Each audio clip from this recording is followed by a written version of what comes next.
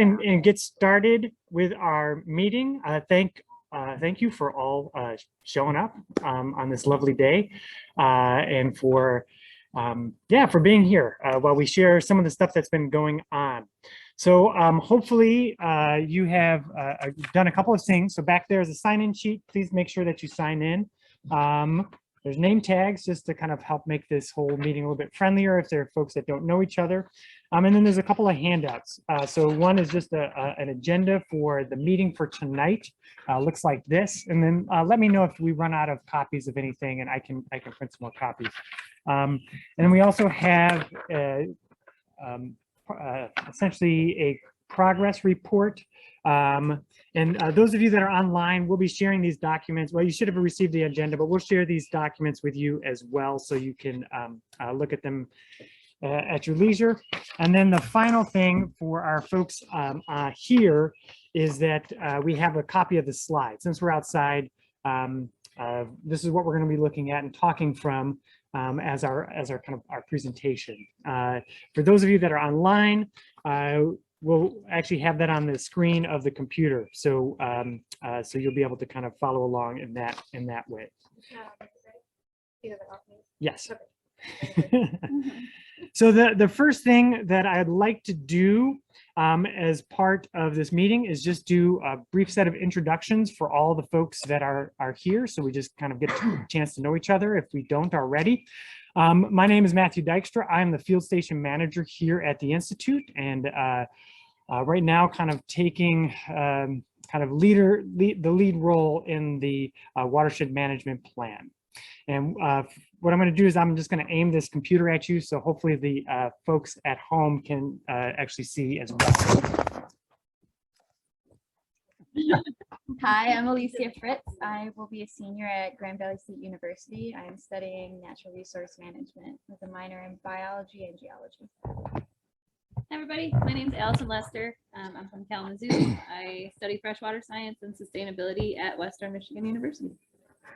My name is Jim Lockwood. I'm here with the Wall Lake Partner Group. Thank you. Dana Strauss. I'm with Eagle, and I provide technical assistance and help coordinate any questions folks have about the grant process and reporting and all that fun stuff.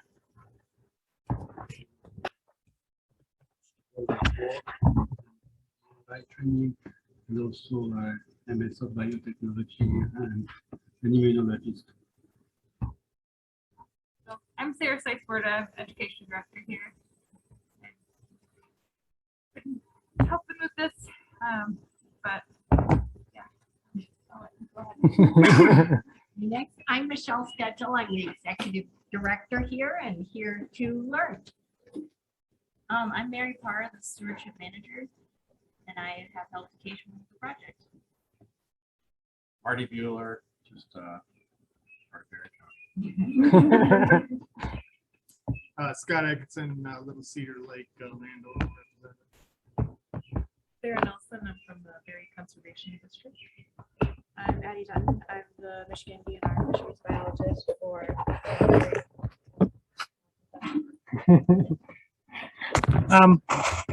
If okay, yeah, I'll do that. Just 1 second. Could I have each of you that are online, if you don't mind, briefly just kind of unmuting yourself and just kind of introducing yourself as well. I'm Jeff Keller. Hi, go ahead, Joe. Hi, I'm Joe Noner with the Michigan Department of Natural Resources. I'm an inland lakes habitat biologist, so I support Addie. I'm Jeff Keller. I'm a resident of Wall Lake. I'm Bob Gilbert. I'm with Pierce Cedar Creek. I work with Mary in the stewardship department.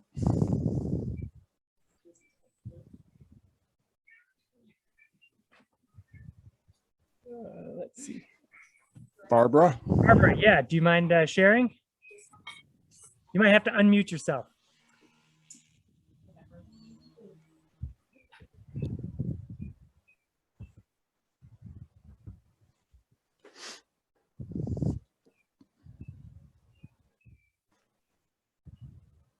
Well, the other person that we're asking to unmute is Barbara Van Dyken and her husband Joel, who's just right in there. Okay, maybe Joel will get it on.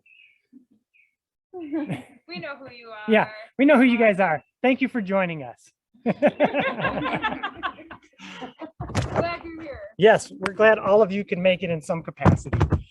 All right, let's do this again.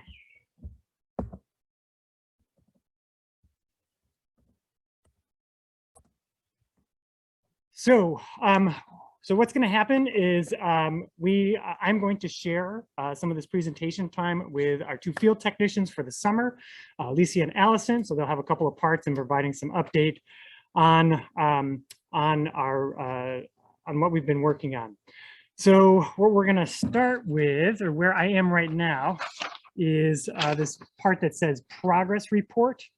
And just want to provide a couple of updates on staffing and responsibilities. So I briefly mentioned this already, and I think all of you or most of you should have received the email from Corey saying that Corey was leaving his position here at the Institute. And so because I had been involved with the project previously, I was and I really want to see it come to be a success. I've more or less taken on like the main responsibilities of the project. We have since hired Bob Gilbert, who's on the meeting, to take over in Corey's position. And I think Bob knows this, but at some point I hope to get him more involved as he gets kind of more familiar with the Institute, that he'll take on some components of the actual watershed management plan, which will be just, yeah, really helpful. So that's a brief update on staffing and responsibilities. The next thing is grant extension. So when we met a long time ago, the deadline or our goal for having this project complete was December of 2021. We have asked for an extension on that because of COVID and because of other kind of stuff. And so right now the deadline for approval is December of 2022. And so that is our goal. And we'll talk a little bit more as we go through about kind of what our timelines are for kind of accomplishing all the remaining parts of the grant. Okay. So we'll have lots more opportunities to get together and talk about stuff. And we'll talk more about what these meetings might look like as we get towards the end. So then the next thing I just wanted to talk about on that slide is this task report. So I included this not because it's like an exciting document, but it's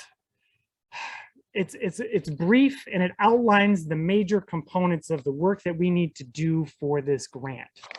And so there are these 6 tasks.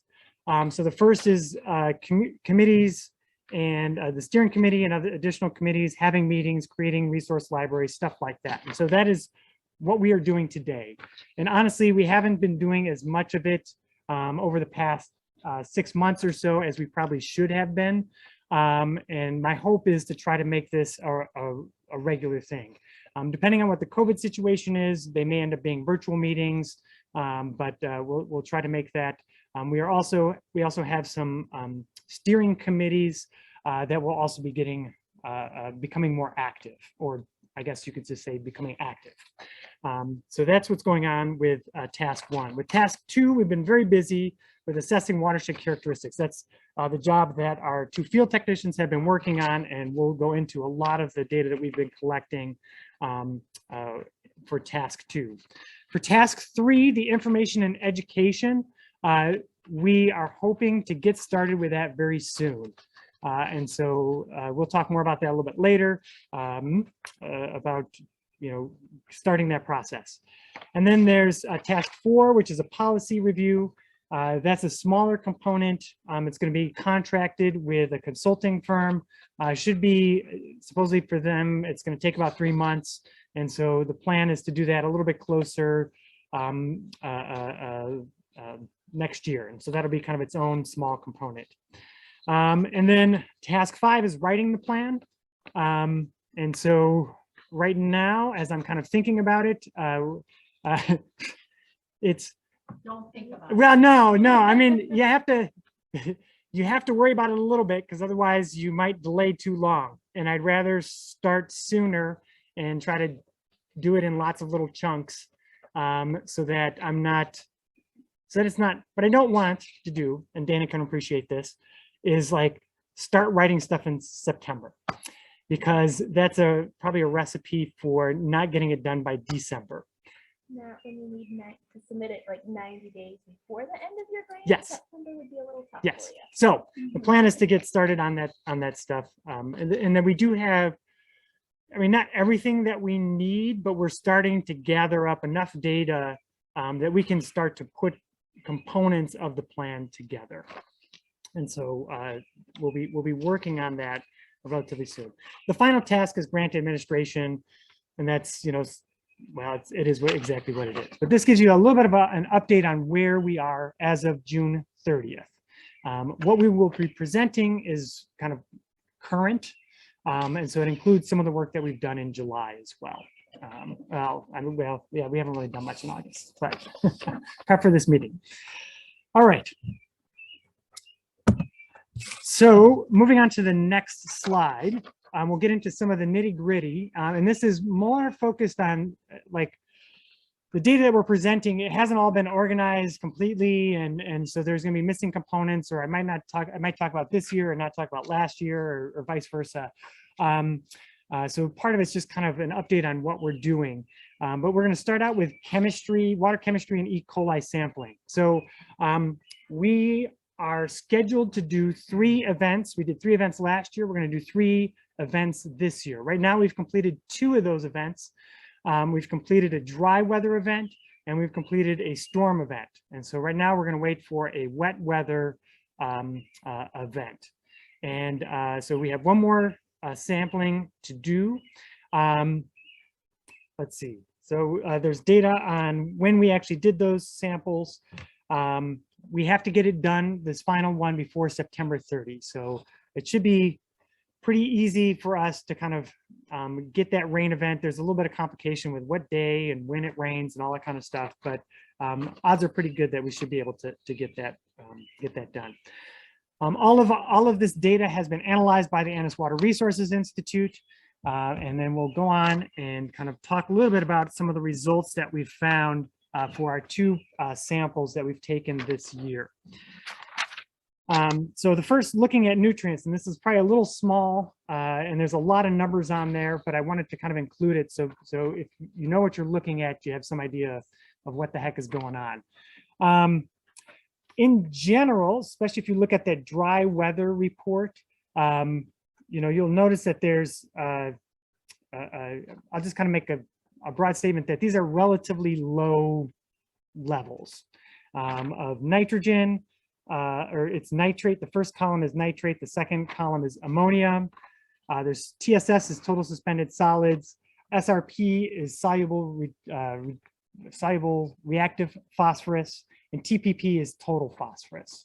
Okay.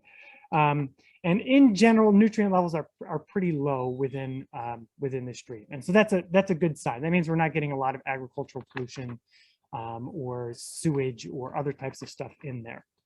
If you look at the storm event, so this was an event that had about, I think it's about 1.25 inches of rain, and had been on top of a bunch of other rain that we had. So if you remember, we had a nice dry spell for weeks and weeks and weeks.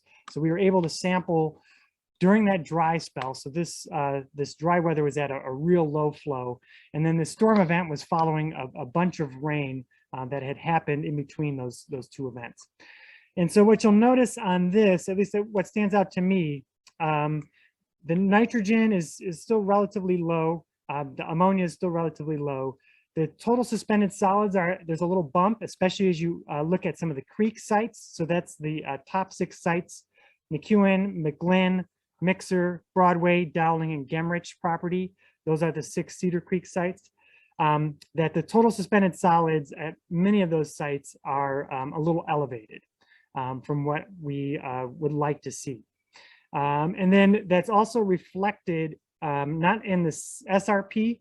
You can see that those values are quite low, but if you look at the total phosphorus, some of those are kind of connected or correlated with that those suspended solids. So there's some excess Again, probably not huge amounts, but there is probably some excess sediment and the phosphorus associated with that getting into the water column during that storm event.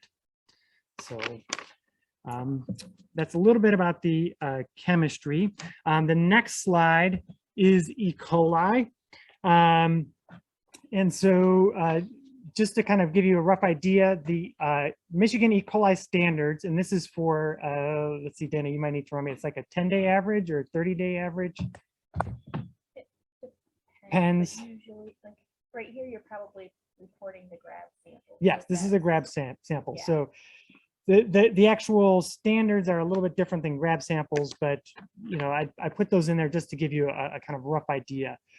But the E. coli standards for partial body contact are 1,000 colonies per 100 milliliters, and for total body contact is 300 colonies, right? So 300 colonies if you want to go swimming, if you want to fish or boat in the water, it's 1,000 colonies. And so if you look at our dry sample, what you'll see is that we have a few sites that have slightly elevated for total body contact, but all of them are below partial body contact, which is actually quite good, especially for a stream. You want to see that.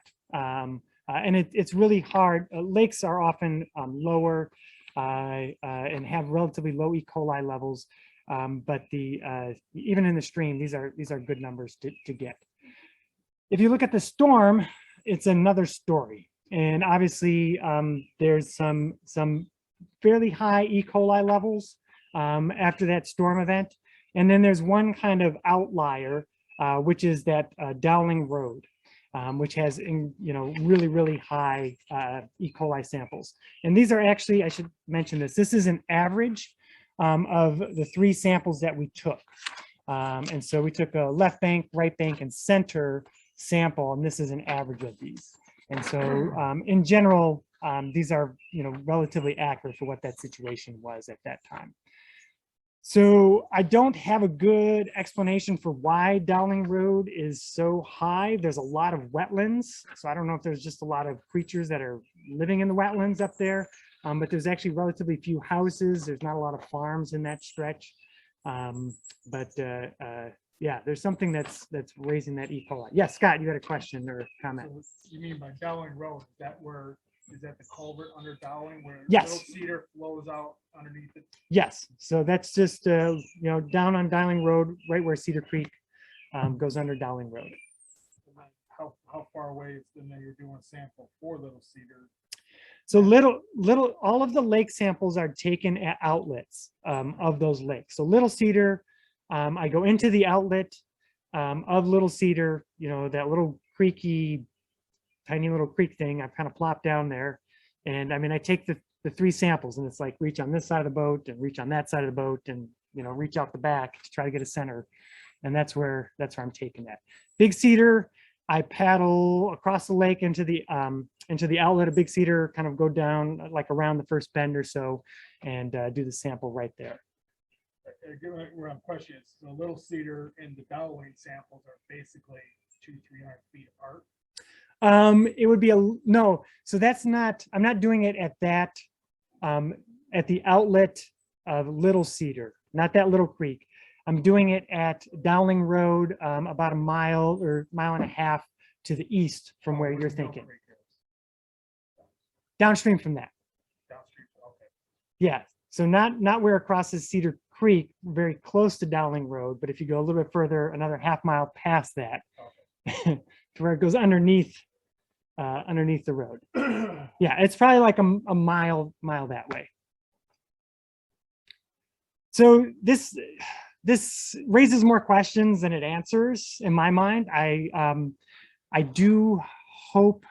I know Eric Snyder had suggested we either walk or boat this stretch of creek just to look, see if we can see anything. So I might do that. I might just do it by myself, or might see if I can get Eric to come with me just to see if we can see anything. So I forgot. Did we include any source tracking in that? we did not include any source tracking in the grant. So we couldn't tell if it was wildlife or No. No. So we would have to, for any kind of source tracking, that would have to be some other grant possibly.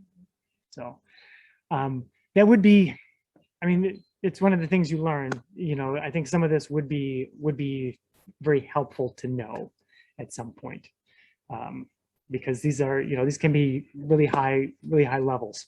So If you don't figure anything out on your trip up and checking stuff out, you can talk to us about modifying your class and doing something if you want. okay, Or I mean, we take might want to. another, you know, your wet weather event, and if it comes back high to the, I don't know, you might want to know before that, because you might want to save samples to do the source tracking. Yeah. With, you know, and have it with the numbers, but I think you can freeze them, but we can talk to Alyssa and figure out if it's something you want to do. Just, it would be nice to know if it was wildlife coming from there. Yeah. Or if there's something more concerning. And that's, It does happen. well, and that's my suspicion, just because of looking at that immediate watershed. I mean, it's just lots and lots of wetlands, and I don't know, like, if it's just wildlife that's kind of floating in or something like that. But yeah. Yeah. So one of the things that was came out of the data from the first last year, whatever, spike in all. So when you design a setup that you're going to do a wet weather, a dry weather one, and not necessarily set dates, that doesn't account for some phenology of like migration. Yeah. I took it last year. Some huge seagull population. They migrate through, and they came through. They tested right after that. Yeah. And I kind of figured that's why that E. coli was going out, and you know, you can make some assumptions. But now you don't do a test on that date. Seagulls just came in 3 days ago. We started to, you know, we got low numbers.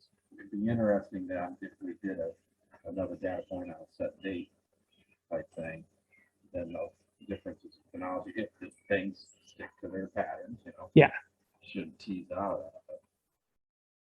But on, you know, on something like that, when you talk about there, maybe somebody stuck a cattle field in the middle of it. You know, yeah. Yep.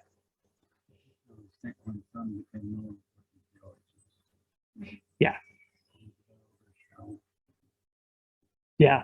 Yeah. And so that's what we'll have to take a look at and think whether or not we do some some actual type tracing. So all right. So we are going to move on to our next section, which is macroinvertebrate sampling. Yeah. So Matt just shared some of the chemistry data that we've gathered. I'm going to start talking about the biological components, some of the biological data that we've gathered over the course of the summer. So I'm on page 6 if you're following along. So macroinvertebrate sampling. So what macroinvertebrates, what are they? They're aquatic insects that are found in rivers and streams. They provide food for fish and other wildlife. And they're a good indicator of stream health. Some species, so like the presence or absence or abundance of certain species can be good indicators of that stream health. Some are more susceptible to pollution than others. And so over the summer, Alicia and I have gotten into Cedar Creek in 6 different spots, as well as Wall Lake, Clear Lake. Actually, we just did macros in the creek. I'm sorry. So we're using, yeah. For a second. So I think you were on 5-6, which is on ours. Thank you. That is good to know. Yeah. I am on the macroinvertebrate slide. the first macroinvertebrate slide. Thank you, Sarah. So we're using Eagle Procedure 51, which is the protocol for surface water assessments. And so we get into the creek at each of our 6 sampling locations, and we sample for about 20 minutes, a reach of 300 feet. And we try to just get a representative sample of the different habitat types within that stream reach. So for example, undercut banks, submerged vegetation, woody debris, gravel and boulders, that kind of thing. So then we bring it back to the lab to sort it out and identify the different taxa of macroinvertebrates with the goal of getting at least 300 individuals at each site. And if you look at the first macroinvertebrate graph, so this is combined last year's and this year's data. So 2020 field season and 2021. Thank you. So there's 9 metrics at the bottom within procedure 51. So on the far left, you have the total number of taxa. So not the number of individuals this time, just the number of different types of macroinvertebrates that we're getting. And then we've got number of mayfly, caddisfly, and stonefly taxa. So the higher your numbers in those areas, the better quality the stream health is going to be rated. And then you've got percent composition of mayflies and caddisflies. Again, those you want those numbers to be higher in order to get a better score health-wise. The last 3 on the right, those percentages, the higher the number on those, the lower your quality of stream is gonna, or stream health is gonna be. On the next slide, so based on those 9 metrics from the previous slide, the health of the stream gets rated on a scale of -9 to +9. 0 is exactly neutral, and then excellent is anything 5 and higher. So between 1 and 4, which is where all of the Cedar Creek sites that we sampled for both seasons is where they rated. This graph is an average of the 2 years again. 1 through 4 is acceptable, meaning it meets water quality standards, and tending toward excellent, according to the procedure 51. Where is site CC6, your lowest rated site? That is on Al Gemrich's property. You know where that is? It's very close to the headwaters. Yeah. That was also like there was that big storm event, I believe, right? So when we went there, it was really hard to find bugs, but it's very vegetated and there is a lot of really leaves and stuff like it. I don't know. It seems like a good place for bugs. So if you had sampled at a different date, it would. Yeah, it might have looked a lot different. They could have washed out with the storm. Yep. Site numbers in general correspond with the first site. Yep. So another one of the biological components that were part of the procedure 51 that we were doing this summer was habitat surveys. So based on the metrics that are really kind of hard to see, they're kind of small. Basically, we rate each of the stream sites for in-stream habitat, channelization, and then riparian vegetation, so vegetation along the banks of the stream. So there was no significant differences between 2020 and 2021. If you can see on the bottom there of that slide, all of the sites rated either good or excellent. Good meaning slightly impaired. So some examples of reasons that they might have only gotten a good rather than an excellent rating are just the width of the buffer zones on either side of the stream. Some of the sites were pretty close to the road. Available like in-stream cover, and then just poor sediment substrate characterization, so more mucky. Just some minor differences. This year we didn't sample site CC3, and we did sample a site on Institute property. So the takeaways from both the macroinvertebrates and the habitat surveys that we did are that Cedar Creek is in generally good health. So the focus we think for this plan should just to be focus on protection to keep it healthy going forward. Okay, so yes. Allison, can I ask a question? Sure. So, am I understanding that CC1 is the furthest down? Yep. Through all of these? Yeah. Yep. I should have named them the road names, but.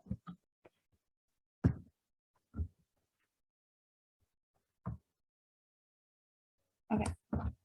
So I will be talking about the fish stocking aspect of the P51. So in the first picture, you can see the barge that we used, as Matt was talking about earlier.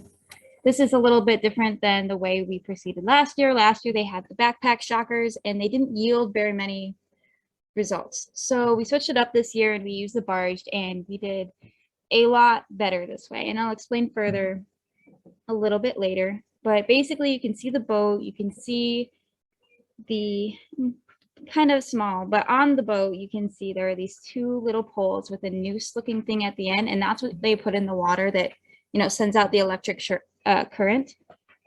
Everyone else is armed with a net and some rubber gloves to protect yourself from getting shocked. And there's a person that pushes the barge up the river, and two people, in our cases, in front, sending the electric shock through the water, and everyone else is scooping up the fish with the net. And in the next slide, this one's a little different. Okay, in the next slide, you can see that we put all of these fish that we caught into the cooler, and we would go for about 30 to 45 minutes up the creek. And we did that for about, I believe, 300 feet in our instance. And during this time, we might have taken a break or two when we acquired too many fish, fortunately, and we want to decrease our casualty rate. So we would stop, pause the time, collect the data of them and release them, and then continue on our way. So before we can let them go, we need to measure them. And we go up to or we do it by inches. So if it's, as Matt had told me earlier, if it's like 16 and a half, we would just say 16 until it reached 17. And the fish that count are only the ones that are inch and larger. So we go through and we measure all the fish. And the next slide, you can see me writing it down. We're going to write down all the measurements of each fish. We're going to write down the species, and we're also going to keep tally, because at each site, we want to get about 100 individuals. And we did this along all 5 sites up here, Cedar Creek. And yeah, so on the next slide, you can see a chart that is explaining, you know, the quantity of fish per species that we managed to pull over all of the sites combined. This graph is only based off of the data from this year, not last year, due to it not yielding that much. And we ended up getting over 100 fish at each site this time with the barge. And that is about 27 total species and over 500 individuals altogether. The most common species found were the common shiner, the blunt-nosed minnow, and the white sucker. And I provided some pictures there so you guys can see. Not very many trout, though. No, we got one over the But whole, those are really the whole small, thing. so we're not quite meeting our cool water designated use then. No, I'm glad you said that. Because I will be going over a few selected indicator species for the creek, and that will be on the next slide there. So the first indicative species I'd like to talk about is the grass pickerel. They're a good indication about bank vegetation. So the fact that we have some indicates that we do have good bank vegetation. Beneath it is the log perch. The log perch, as well as the common shiner and the blunt-nosed minnow, are sensitive to water acidity. So their presence, you know, lets us know that we have low water acidity. Next, I would like to talk about the white sucker. The white sucker is just sensitive to pollution in general, and we have a good quantity of them. So next, I'd like to talk about the common shiner and the blunt-nosed minnow. They're considered warm water species. That does indicate that the creek is a warm water passage. So overall, based off of these indicator species, I would say that our stream is also in good health, which will line up well with the macroinvertebrates and the habitat assessment. And that's it for me.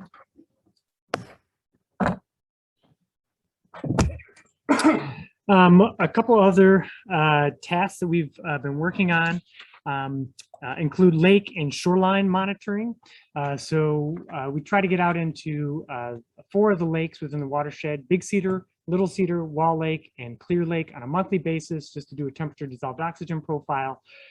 We also wanted to redo, just kind of for better data and practice, redo the shoreline survey on Wall Lake. And so we spent a day and a half driving around evaluating the shoreline. And so what you see on that map on the right side is actually the shoreline broken down into about 500-foot segments, and then it's color coded based on the housing development.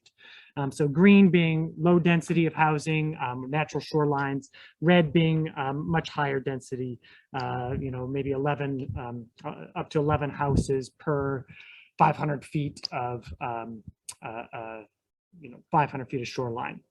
So just a little touch on that. And so then we've also done again some of that dissolved oxygen and temperature. I don't have a lot of data from this year. Right now it's on our YSI, and I've been having problems getting it off the YSI. And so we'll work on that and create some graphs. This is some data from last year, and this actually connects to some of the work that's happening with the Conservation District in Big and Little Cedar Lakes in regards to the Cisco project, in that if you look at the dissolved oxygen levels in Little Cedar Lake, you can see you have like really, really high, and I don't have the temperature in there, but it's also high, very cool, oxygen-rich water temperatures or water in Little Cedar. Compared to Wall Lake, it's very good, but it has a more typical lake profile that we would see in a lot of the lakes right here. So decent oxygen, but as you get down, 3-4 meters, you meet the thermocline, and the oxygen becomes lower, and as you go lower, it becomes anoxic. So that's that. So the next kind of major task that we worked on this summer was actually this summer and spring were the tillage surveys. So Corey and Mary did a tillage survey this spring. I think that was maybe in March or so, early March. And so they were looking at the practices that the farmers did in this past fall. So previous crops, as well as any kind of fall tillage that they did. And then Alicia and Allison and I went out in June and evaluated all the fields within the watershed, or at least all of them that we could see, and looking at this year's crops, as well as the amount of crop residue after spring tillage. And just some brief kind of summary maps and some kind of things I want to try to point out. What's actually growing in the watershed. So we have about 9,000 acres that are in agriculture. This is not all. So the way this is set up is we're looking at entire fields. This doesn't include, so many of these fields have portions in the watershed, and not the entire field is in the watershed, but we're kind of evaluating them as such. So there are 9,000, technically there are like 9,000 fields that have acreage in the watershed, if you can follow that. But of those 9,000, there's about 2,290 acres of corn this year, about 2,084 acres of soybeans, and about 2,800 acres of hay or pasture. And then if you add those up, you'll obviously not get 9,000. There's a number of fields that you can't see from the road. And so, those don't get classified in this scheme. So if you look at the map, I guess one of the things I want to point out is if you look at kind of this section over here, this is the prime agricultural area. This is where a lot of the bigger farm fields are. A lot of corn and soybeans in this area. In this general region right here where the stream flows, you have a lot more small fields, a lot of abandoned fields. That's where you get a lot of the hay. And then there is a little bit more agriculture back in this area as well. Yeah, so the corn, we couldn't tell. Obviously, there are two categories: corn silage and corn grain. Obviously, you can't tell which one it is in the springtime. And so we just kind of classified it all as corn grain. And then that's a green. The hay is kind of a reddish color. And then the soybeans are blue. There's a few other fields that kind of might stand out, but we don't have too much that doesn't fit into any significant agriculture that doesn't fit into one of those categories. So then looking at tillage practices. So what you want to see here is like, what's going on. So there's kind of a yellowish color, which is down at the bottom of that that legend. That's NA, so that would be things that are no-till, and that there was no tillage, and so that's a good thing. Or it's a hay or a pasture in which, again, the land isn't necessarily tilled. And so those are areas in which you have agricultural practices that aren't leading to significant erosion, hopefully. And then the next one, you have well, the worst case scenario is that 0%. That's that kind of that red or brownish color. You can see there's one significant field that didn't have any residue on top. Most of the other fields did have some type of residue. And then the green that you see in here, there's kind of two greens because I included wetlands in there as well. But the green that looks like field shaped polygons, that's less than 30. Those are areas, where I think with some additional potential outreach to our farmers, we might be able to get them to change some of their practices and kind of move them towards that purple or even that yellow color with doing no-till or lower till agriculture, which would help with erosion rates within the county or within the watershed. All right, and then the other section that we did is we did neighborhood source assessments, as well as hotspot investigations within the watershed. And so if you look at this map, you can see these purplish areas are where we have done neighborhood assessments. So they are numbered. It might be a little bit hard to tell on your map, but like you'll see most of Wall Lake is kind of a pinkish, is that color. And that's actually broken down, I think, into, I think it's 5 different neighborhoods. So there's 5 different neighborhoods that we did the assessment for. Delton, there's kind of the one section that's in between Delton and Wall Lake. Delton itself is one. The greater Cedar Creek community. There's a couple on Clear Lake down in the southeast part of the watershed, and then there's one off of M37, which is towards the north, and that's Leisure Acres, which is a mobile home park. And so we did neighborhood source assessments in each of those, looking for non-point source and potential point source sources of pollution within there. And then we also did hotspot investigations. And so this is using a different form. And we're looking at essentially more kind of industrial business facilities to see whether or not they have, how high their potential is for being a source of pollution. So we did have a couple of sites that, well, we don't have a huge number of sites that we investigated. And I would say it's probably maybe 50-50 of the sites that are not considered at all hotspots.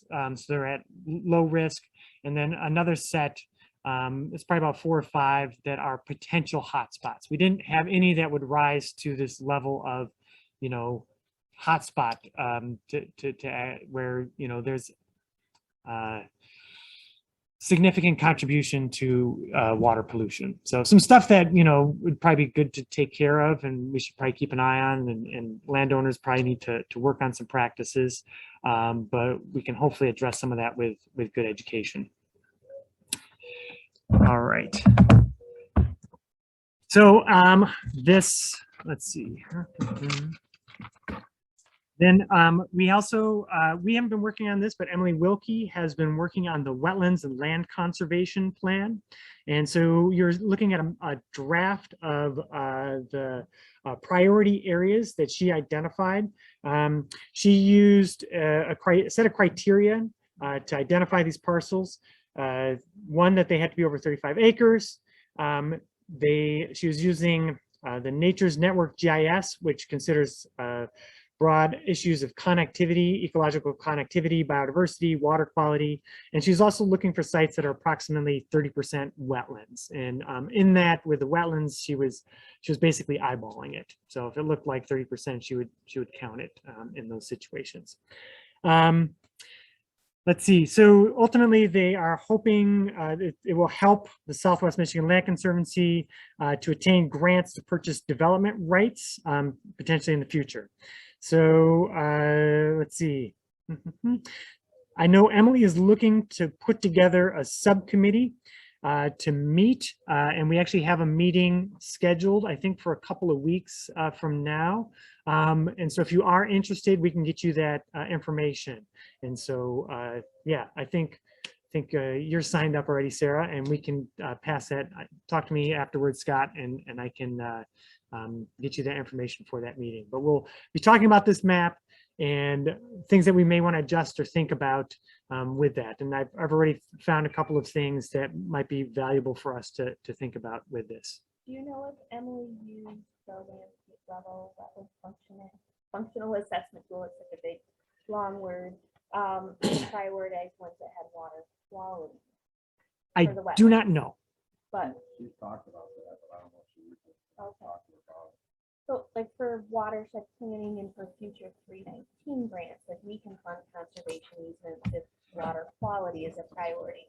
So it's good to use the one she did with the connectivity, biodiversity, water quality, but she might want to use that other layer too, so you can kind of be like, these are all priorities, but from a water quality perspective, these are our top priorities, because that will help if you apply for a 319 or GLRI type grant. For the Yeah. conservation. Wait, can you remind me of, well, I can get that name from you later, but yeah. We should have that layer. Corey. Yeah, yeah. I'm sure we do. I just yeah. Getting it added there. They did it as part of their planning for the region they were in. I think just adding it on. I don't think in their original strategic plan it was something that they were. Just add it as another layer, and it might help narrow it, because you look at the map and there's a lot of priority parcels, like half the watershed is priority, right? So adding that layer for the water quality might just help narrow it down a little bit more too. Yeah. All right. So some upcoming work. So these are some of the major tasks that we still need to work on. The first is the social survey, and the plan for that is to begin sending that out in January. And there's a whole procedure for doing that. We should have all the mailings out probably by the end of February, but there'll be some entry of data that will go on, and ultimately some analysis and things like that. And that will all be part of the social survey. Policy review, again, that's going to be contracted out. And so we're planning on doing that in the spring of next year. We have to do a second year of the fall and spring tillage surveys. So the plan is to either hopefully try to get out in December, depending on what the weather is like. We can't get out in November, December after harvest, but before it snows. Then we'll probably be looking at March after the snow melts, before the farmers can get in the field to get that fall tillage.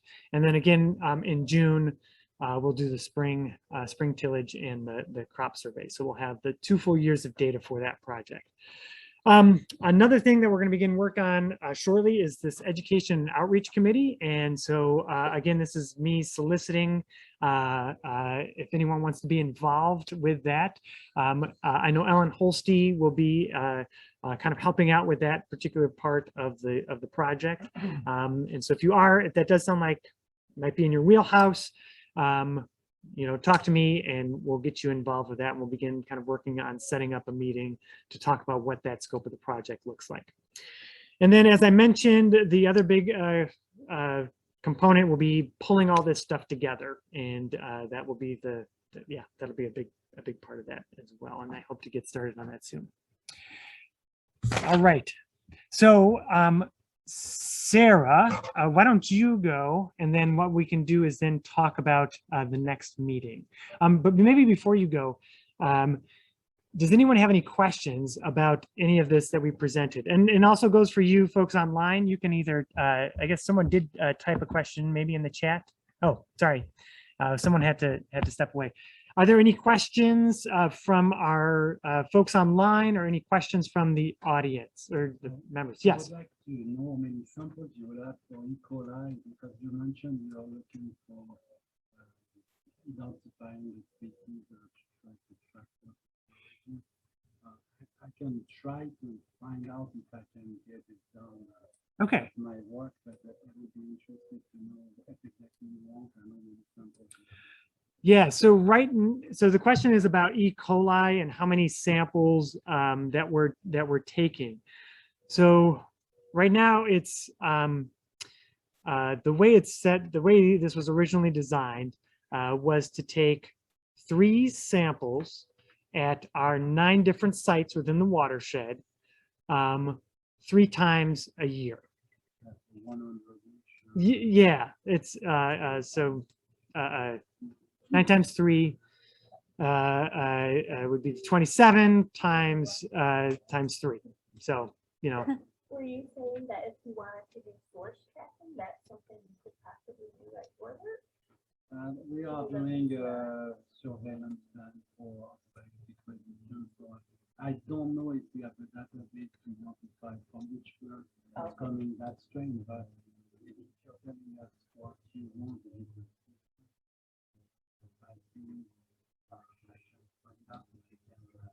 I'm not an expert in this stuff. I'm going to need to go to our technical committee to find out what that is. Unless Dana, you're part of that, kind of, maybe. Not really good with E. coli. Like we don't have to know like what type of bird necessarily. Usually when we do source tracking, we'll look. There's a couple different human markers, a couple bovine markers, and then if it's geese or there's kind of a larger like wild like one. Kind so of, it's not more super what specific. we need Yeah. 16 so it's exciting. I just need to know exactly what I'm going to do, and then I'll find out if I can. Yeah. It wouldn't be the full 81 samples. I think you would probably be looking at where those hot spots are, like that downwind road site, maybe taking a couple samples there, just because it is really high and kind of an odd outlier without any obvious inputs. But I don't think you'd be wanting to do source tracking at all of the sites, because most of the sites honestly are pretty low good. and not a problem. Yeah. So it could be 12 or less samples, honestly. Yeah. But If you can send me maybe what type of analysis. Okay.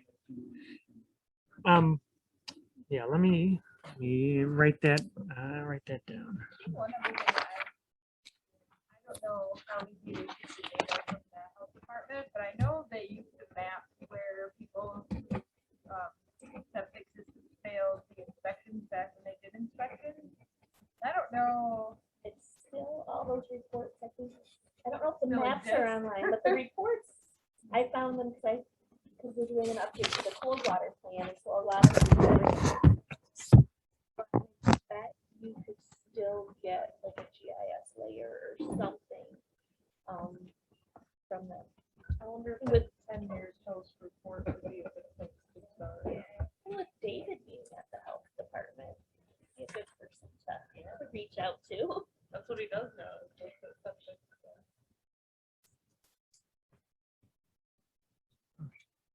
Any other questions? Quick question. Sure. So when you talk about the habitat ratings, Mm-hmm. and if I heard earlier, the CC1 is the one that's farthest down. It's That's at the last one. McEwen Road. So it's passing by a lot of ag when it goes down there. So is that Yeah. saying that the ag didn't have as big an impact as I would think on the watershed, or is it going to a lot of wetlands, doing a lot of filtering? I would think that would get worse. If Yeah. it went further down, is that what you And expected to? I mean, I'm just curious what you were expecting when you got that far down. One of the things, so there's a couple of things that happen in this watershed that are maybe kind of slightly strange or a little bit different. So it starts out kind of slow and it starts out kind of warm and it gets colder and kind of faster as you go further down the watershed. And so that's a little bit unusual. It's backwards from how it often goes in a lot of streams. And so what's actually driving probably a significant portion of the macroinvertebrate diversity is the actual substrates that we're looking at. What you have at McEwen Bridge Road is a very kind of rocky, fast-moving substrate or fast-moving water, rocky substrate, and so you get a lot of nice stuff down there. And so it's yeah, it's not terrible, and it hasn't been screwed up by agriculture, if that makes sense. But you And if will you're- get different numbers on your nitrates, ammonias and everything else Yeah. at different times of year. Right? In the summertime when you have the vegetation buffers absorbing a lot of it, it's not going to affect the stream as much as it would when you got frozen ground and then runoff coming or things like that. Yeah. So it changes a bit during that. The habitat score too is for a specific reach, like, is it the 300 feet again for the habitat? Yeah. Since I did a P51 myself. So if the reach that you're in has overhanging vegetation and has that cobble and everything, even if at 350 feet, there's an ag field that's farmed right up to the edge, that's not factoring into that specific reach's habitat score. So it's not really an accumulation of everything that's going on in the watershed or that how ag fields might be influencing it upstream. It's specific to that reach that you did. And, if there was a lot of sedimentation or something and it had that silty buildup, that would lower the score. But like Matt said, that particular site has really nice cobble, which helps with the macroinvertebrates and it helps raise that habitat score as well. Yeah. Since you happen to mention that, Matt, have you compared that with our road crossing replacement? I have macro survey? not. I have It's not. really interesting because I promised you 4 years ago it was not nice cobble. Yeah, we should get the data. And look at Well, that. and I mean, that's one of the things, having gone to all of these sites, we have all these road crossings and all of them are undersized culverts. So Or multiple. multiple, oh yeah, multiples is pretty super common. So If you would like road stream crossing inventories for those, if you don't have them, we have I don't have them yet, but it is probably something that we'll want to incorporate into the plan. we have a study we could give you that was Okay. done. Kind of going back to your question, what you do have in the watershed is you do have some tributaries to Cedar Creek that come from these more agricultural areas. And so that's where you may be getting some of these inputs of that nitrogen and that phosphorus. And so if you go up those tributaries, my guess is the streams are not very nice in some of those stretches. Some of the tributaries are fantastic and they're really nice. But some of them, drain agricultural land. They're ditches, and so you're not going to find much there. But we're not sampling them, so. And like Sarah's saying, I think one of your next steps is compiling all of that existing information. Because there is a lot of information that was collected for the Thornapple plan and all those road stream crossing surveys, plus, the culvert replacements that you've done and the DNR data and whatever Eagle surveys that have been done, and kind of getting all of that background information and figuring out what has changed, what's staying the same, and maybe seeing some trends there too. That'll be fun when you start compiling stuff and trying to figure out what exactly is going on. Yeah. We had like 4 fish sites this year on Cedar Creek. And Yeah. one has very rigorous habitat with it. Yeah, we'll have a lot of data. So I think, are there any other questions? Otherwise, Sarah wanted to share some information about what's going on. Yeah, great, thanks. So I'll be real brief.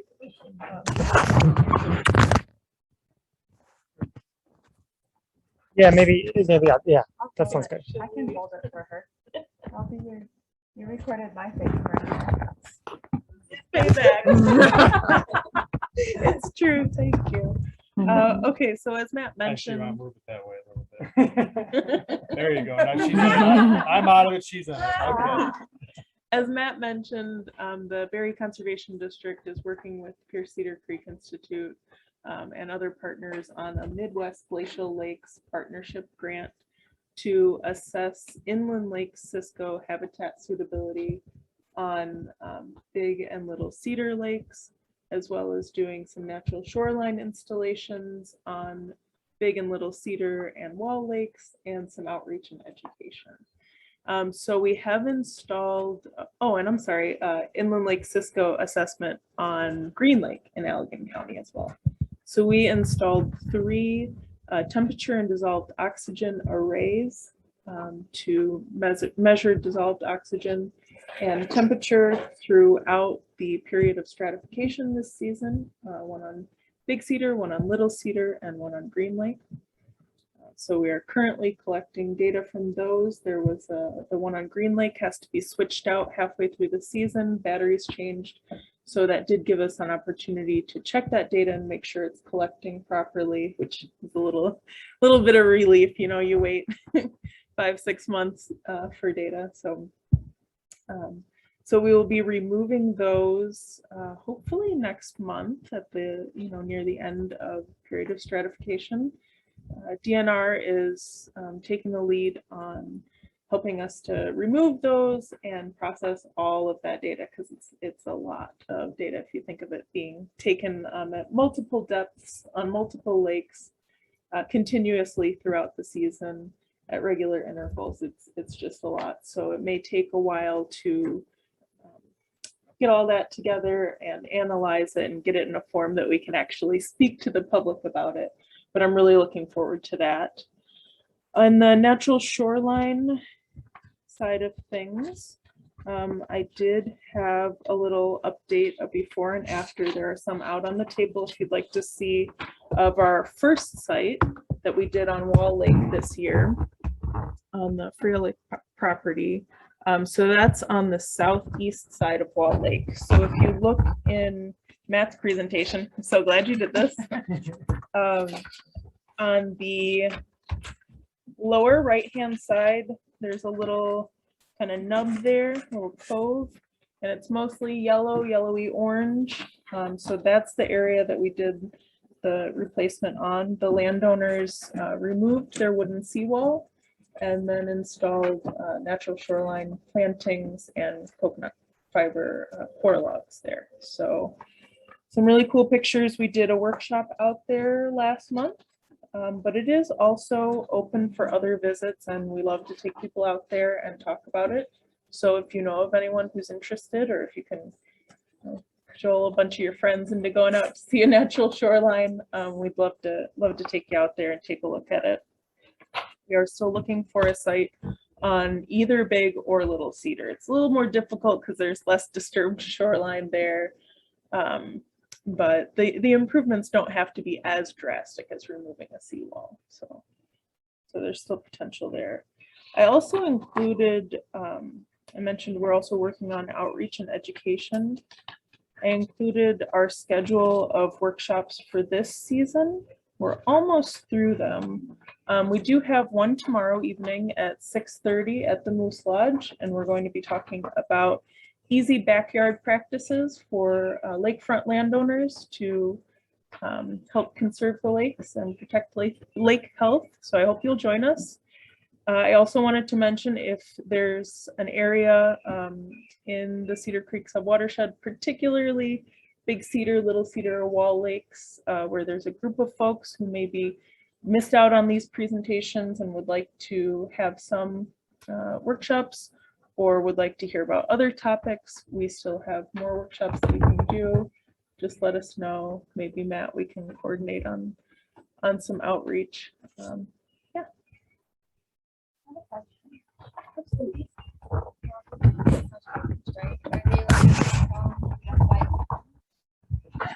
Yeah, so we're doing a cost share on these using the grant, and so the landowners say, we want to go towards something more natural, something that's going to help protect the health of our lakes. And we do some site visits with them to talk about options, to listen to their wants and their needs too. So it's not a set design that goes in, it's really kind of custom. We work with certified natural shoreline contractors. And you might want to see the guy in the upper left there. He's got a natural, that guy. Oh, Jeff. Yeah. He's got his done out there too. No, so Jeff did his right before we got our grant. He had contracted with the Kalamazoo Nature Center. And we also went to, if you don't mind me sharing, Olivier's as well. But his is already, nice, his is I too wanted good the already. big money, and she said my show is too nice, there's nothing to do.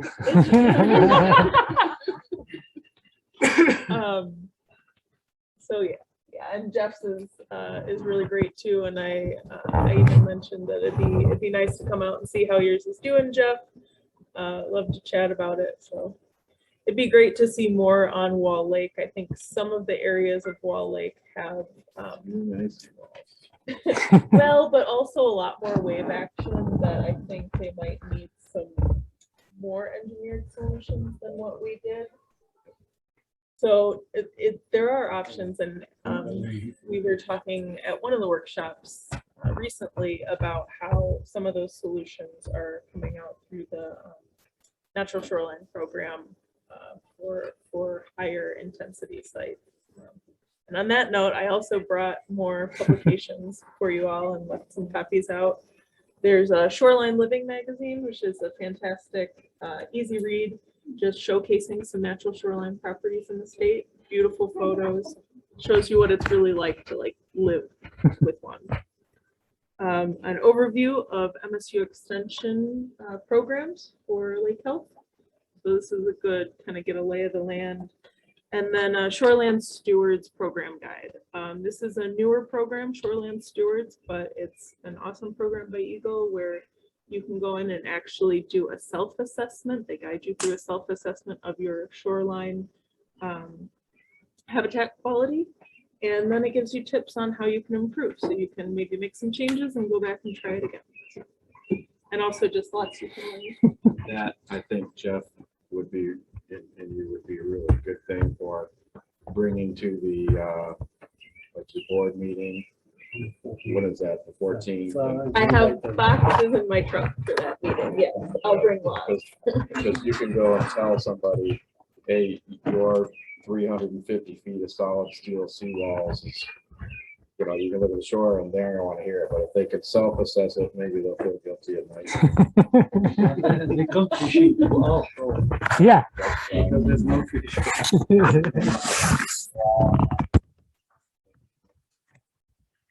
Most fish, because you're not getting pounded by constructive destructive waves. That would be I think that would be a good way to. I think it's good.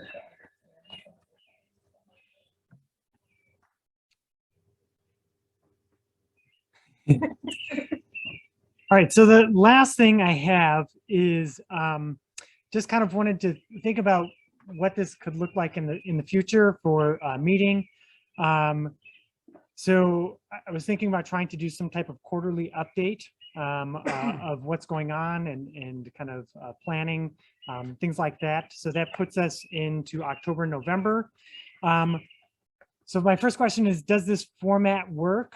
So this being like a virtual in person, of course, COVID could throw a big monkey wrench into it. So it may just be virtual altogether. I don't know. Does anyone have any thoughts or opinions on that? Okay. I think the ability to offer the recording is useful, and I think Zoom's probably better than, I think last summer we tried recording it with just like regular. I think we used a phone or something like that. It wasn't great. Yeah, and so I think having the option open for people that they could join virtually, I think is good, or just watch the recording. So okay. Yeah. And then I mean, I did this in the evening, but is there like a day or you know, time of day that works better for folks, or are people just fairly flexible and will show up because it's what you care about, or it's your job, or it's Once the both kids of go it? back to school and sports and all of that stuff starts again, it gets a little more difficult. Okay. I can always watch it. Friday's a good day, or any day with enough advance notice. Okay. Fridays are bad. For agency folks, Fridays are bad. Are bad. Yeah, man. If they're during the day, so I work at Flex 80, so Fridays are like the day that I need to shave time. Yeah. So Fridays are hard. Yeah. Technically, I'm supposed to get a day off every other week, but with all the kids stuff, it never works out. Like I end up flexing an hour here and there, but. Yeah. Okay. I didn't help you with it. No, that's all right. That's right. Like the lunchtime meeting be convenient for people if we did I- like one. With enough notice. With enough notice? 2 months. All right. Well, I'll consider this stuff, and we may try doing some different things just to see, you know, I mean, whatever format you pick, you always kind of gain some, lose some. And if we kind of rotate some different schedules around, that may make it easier or harder for certain folks, but hopefully we'll get a larger group involved altogether. You can always send out a doodle. Fallon does. Yes, I'll do that. Yeah. So we'll probably look for a doodle, you know, in a few months once we get our next quarter done. So, all right. Well, thank you all for participating, both you here in person and all of you folks online. Thank you for participating. I will plan on sending out some of these resources that we shared. So Sarah, if you can send some of them to me so I can attach them to emails, not some of the printed stuff, but the one shoreline stuff. And so look for an email from me in hopefully this week yet. So that's it. Thank you. We thank you.